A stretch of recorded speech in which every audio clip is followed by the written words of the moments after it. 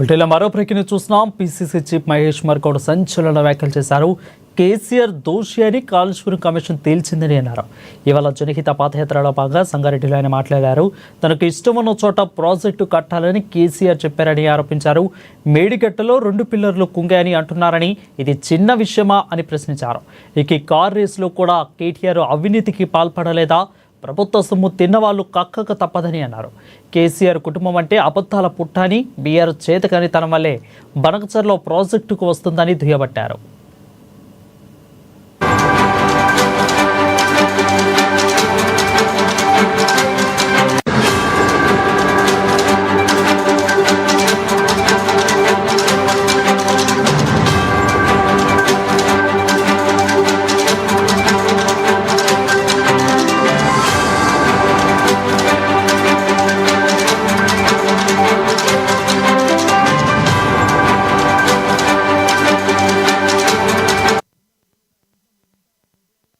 పేపర్లో చూశారు. ఇవాళ కేసీఆర్ దోషి అని బోస్ కమిషన్ తేల్చింది.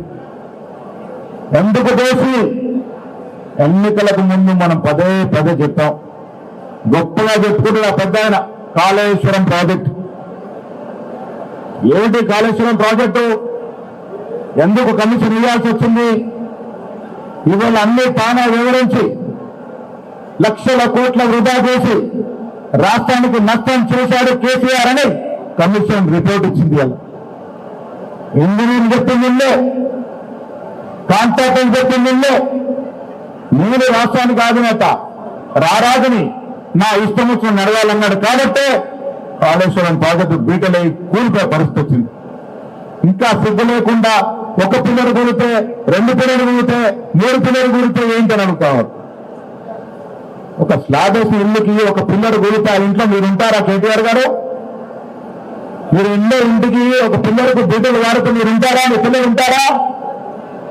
కాళేశ్వరం ప్రాజెక్టు కూడా కట్టాల్సిన చోట కట్టకుండా అధిక వ్యయాన్ని పోపి 40,000 కోట్ల ప్రాజెక్టుని 1,00,000 కోట్లు తీసుకెళ్లి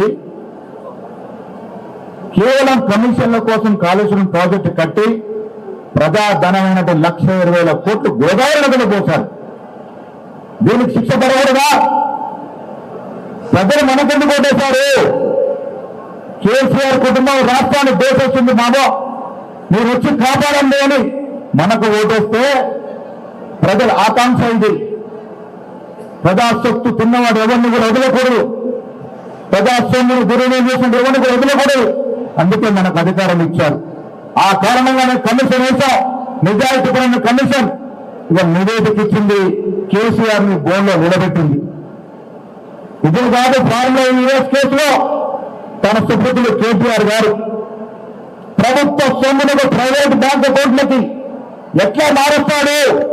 ఇది తప్పు కాదా? ఇది నేరము కాదా? ఇది అవినీతి కాదా? మరి ఈ అవినీతికి శిక్ష పడకూడదా? ఆ దశగా కాంగ్రెస్ ప్రభుత్వం రేవంత్ రెడ్డి నేతృత్వంలో ముందుకు పోతామని మిత్రులారా.